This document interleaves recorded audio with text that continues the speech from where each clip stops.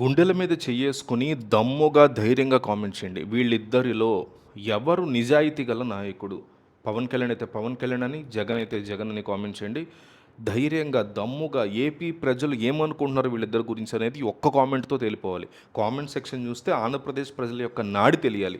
కనీసం 1000 కామెంట్‌లు target. Miss అవ్వకుండా ప్రతి ఒక్కళ్ళు కామెంట్ చేయండి. ఇద్దరిలో ఎవరు నిజాయితీ గల నాయకుడు? ఒకే ఒక పేరు కామెంట్ చేయండి. పవన్ కళ్యాణ్ అయితే పవన్ కళ్యాణ్ అని, వైఎస్ జగన్ అయితే వైఎస్ జగన్ అని ప్రతి ఒక్కళ్ళు మిస్ అవ్వకుండా కామెంట్ చేయండి. ఆంధ్రప్రదేశ్ రాజకీయాల్లో ఇప్పుడు ఒక వింత పరిస్థితి కనిపిస్తుంది. మొన్నటి ఎన్నికల తర్వాత వైసీపీని వదిలిపెట్టి వెళ్ళిపోయిన చాలామంది నాయకులు ఇప్పుడు మళ్ళీ వెనక్కి రావాలని చూస్తున్నారనేటువంటి వార్త వైరల్ అవుతోంది. అధికారం ఉంది కదా అని కూటమి వైపు వెళ్ళిన వారికి అక్కడ సరైనటువంటి గౌరవం దక్కట్లేదనేటువంటి అలిగేషన్స్ ఉన్నాయి. కొందరికి పదవులు వచ్చినా కూడా వాళ్ళు ఏమాత్రం సంతృప్తిగా లేరనే మాట వినిపిస్తుంది. అనవసరంగా తొందరపడి పార్టీ మారామేమో అని చాలామంది నేతలు ఇప్పుడు లోలోపల బాధపడుతున్నారు అంటున్నారు.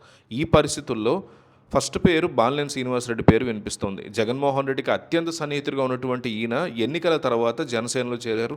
అక్కడ తనకి రాష్ట్ర స్థాయిలో పెద్ద గుర్తింపు వస్తుందని ఆయన ఆశించారని, కానీ ఇప్పుడు పరిస్థితి చూస్తుంటే కనీసం తన నియోజకవర్గంలో కూడా ఆయన మాట చెల్లట్లేదు అనేటువంటి పుకార్లు చాలా స్ట్రాంగ్గా వినిపిస్తున్నాయి. పవన్ కళ్యాణ్ హామీ ఇచ్చినా కూడా స్థానిక నాయకులు ఇవేమీ పట్టించుకోవట్లేదు అనేటువంటి ఆరోపణలు వినిపిస్తున్నాయి.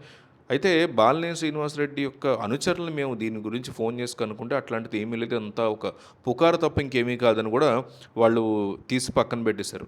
సో ఆయన మళ్ళీ వైసీపీలోకి వస్తారన్న పుకార్లు మాత్రం చాలా స్ట్రాంగ్గా అయితే డెఫినెట్గా వినిపిస్తున్నాయి.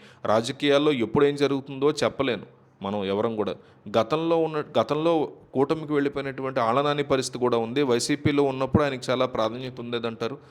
కానీ టీడీపీలోకి వెళ్ళిపోయిన తర్వాత ఆయన పూర్తిగా సైలెంట్ అయిపోయేటువంటి పరిస్థితి వచ్చేసింది. కనీసం పార్టీ మీటింగుల్లో కూడా ఆయన ఎక్కడ కనిపించట్లేదనే మాట వినిపిస్తుంది. కృష్ణా జిల్లాకు చెందినటువంటి సామాన్యుని ఉదయభాను పరిస్థితి కూడా జనసేనలో చాలా స్ట్రాంగ్గా పోరాటం చేద్దామని వెళ్ళారని, ఏడాది గడుస్తున్నా అక్కడ ఆయనకి ఎటువంటి గుర్తింపు లేదనే వాళ్ళు ఉన్నారు. మోపిదేవి వెంకటరమణ పరిస్థితి కూడా దాదాపు ఇంతే ఉందంటున్నారు విశ్లేషకులు. అధికారం మారగానే టీడీపీలోకి వెళ్ళినటువంటి ఆయన ఇప్పుడు అక్కడ ఇమ్మడలేకపోతున్నారనే మాట వినిపిస్తుంది.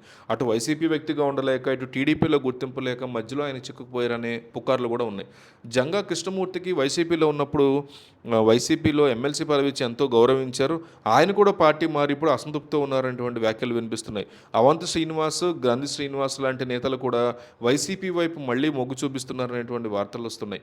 చీరాల నేత ఆమంచి కృష్ణమోహన్ కూడా ప్రస్తుతం కాంగ్రెస్లో ఉండి బయటకు వచ్చేశారు, సైలెంట్గా ఉన్నారు ఇండిపెండెంట్గా. ఆయన కూడా వైసీపీ వైపు చూస్తున్నారు అనేది రాజకీయ వర్గాల్లో వినిపిస్తున్నటువంటి మాట.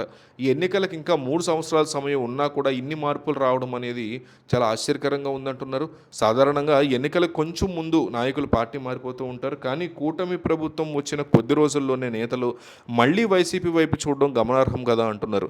ప్రభుత్వం ఇచ్చినటువంటి హామీల్ని అమలు చేయడంలో విఫలమవుతోందని, అది వైసీపీకి ప్రాధాన్యత ఇస్తోంది అనేటువంటి వ్యాఖ్యలు వినిపిస్తున్నాయి. అందుకే అడుగుతున్నా, ఇద్దరిలో ఎవరు నిజాయితీ గల నాయకులు? పవన్ కళ్యాణ్ అయితే పవన్ కళ్యాణ్ అని, వైఎస్ జగన్ అయితే వైఎస్ జగన్ అని ప్రతి ఒక్కళ్ళు మిస్ అవ్వకుండా కామెంట్ చేయండి.